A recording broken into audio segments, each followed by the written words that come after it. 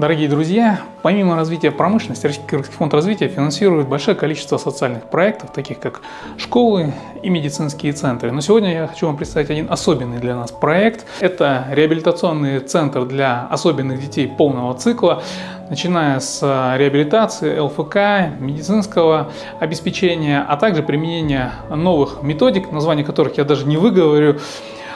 Мы вложили в реализацию этого проекта порядка 460 тысяч долларов, и с марта месяца центр способен принимать порядка 100 наших маленьких пациентов. Я вам хочу представить настоящего героя в белом халате, это Аида Кматалиевна.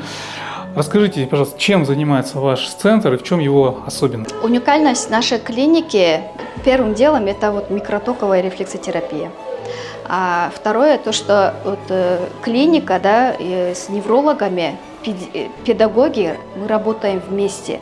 Каждый наш врач, каждый наш педагог обязательно проходит повышение квалификации в нашем центральном офисе.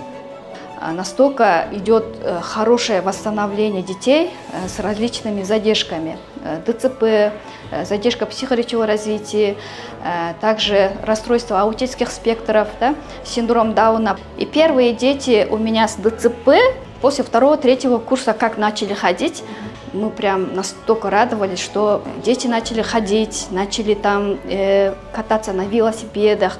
Каждая радость родителей нас прям мотивировала. И хотя у нас работа тяжелая, но в зависимости от восстановления, улучшения детей мы продолжаем свою деятельность.